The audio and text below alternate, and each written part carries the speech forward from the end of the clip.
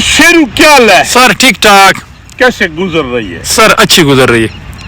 Sir एक दफा आपने लेक्चर में कहा था जेनी फार्मोसा, ये जेनिफर मूसा जी और ये एक बड़ी इम्पोर्टेंट शख्सियत थी। और वो जो मेरी किताब है बलोचिस्तान होप एंड डिस्पेयर, उस पे इस पे चैप्टर है।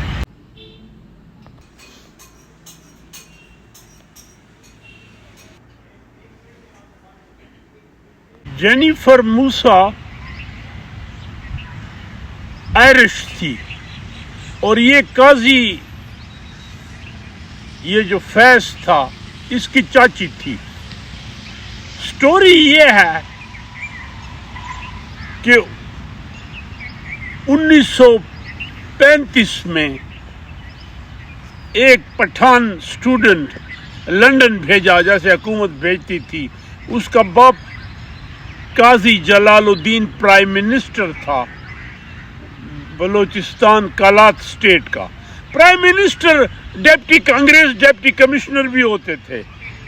जो कलात स्टेट थी उसका ब्लैक एंड एक स्टेटस था और उसको वहां भेजा ऑक्सफोर्ड एक्स्टर कॉलेज में। तो वहां वो ये जेनिफर मूसा स्टूडेंट थी। ये थी आयरिश और ये जहां थी वो आज आयरलैंड का हिस्सा है। तो मेरी इससे 2-3 मुलाकातें हुई।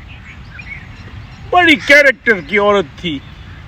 और शेरू, ये जब इसकी शादी हुई आ गई, हुआ ये कि 56 में इसके खावन का एक्सीडेंट हुआ। वो क्वेटा से लाहौर जा रहा था, वो मर गया।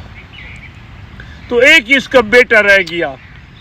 ये वापस नहीं गई और इसने सारी जिंदगी पशीन में, एक बेंगलो है बहुत पुराना का, इसको मेम साहब, मम्मी और जेनी, ये इनके नाम थे। और ये काजी मूसा जो था वो बड़ा भाई था काजी ईसा का, जो कि पाकिस्तान मूवमेंट में चला।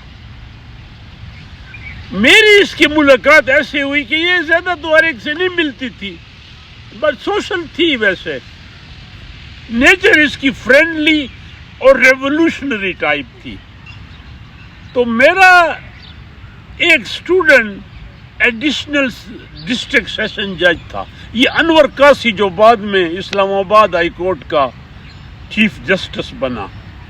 और ये इंटर्नशिप करता था चौधरी इफ्तिखार के साथ, तो इसको यहाँ लाने वाला भी वही था। मुझे कहा था आप पशीन है। मैंने कहा जब मैं आऊं तो मुझे इससे तो मिलाओ। तो इसने मुझे कहा सर आप आ जाएं। इसने एक लड़के को ग्रूम किया था, औलाद की तरह, लेकिन खिदमतगार था, हयात। उसका कोई केस था। अनवर कासी भी अपना एक दबंग कैरेक्टर था। उसने कहा बात सुनो, मेरा उस्ताद है कुंडी साहब, उसको मिलाओ मेम साहब। उसने कहा सर आ जाए, मैं जब आ जाए।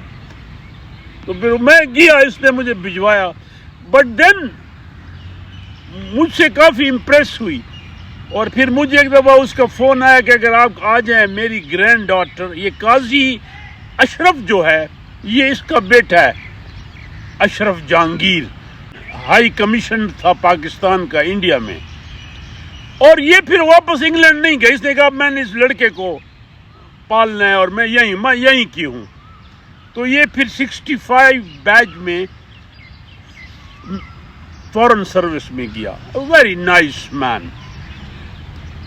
तो ये वही रहती थी और स्पोक इंग्लिश, पश्तो समझती थी, बोलती नहीं थी। ये मैं बताऊं आपको, मेरी कई से मुलाकातें हुई। और इसकी जो 2 ही ग्रैंड डॉटर थी, दोनों एंथ्रोपोलॉजिस्ट, बड़ी कॉम्पिटेंट। तो एक थी माहा। इसने मुझे कहा आके जरा इसको पठान कल्चर पे और आप जरा 1 घंटा 2 लेक्चर दें और समझाएं। मैंने कहा जी मैं हाजिर हूं।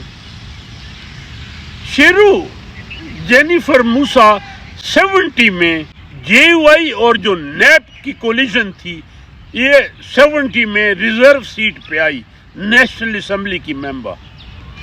और फिर बाद में तो नैप बैन हो गई, बलूचिस्तान में انفارچونیٹلی مینگل کی حکومت سیک ہو گئی، لیکن اس کو بھٹو نے کچھ نہیں کہا.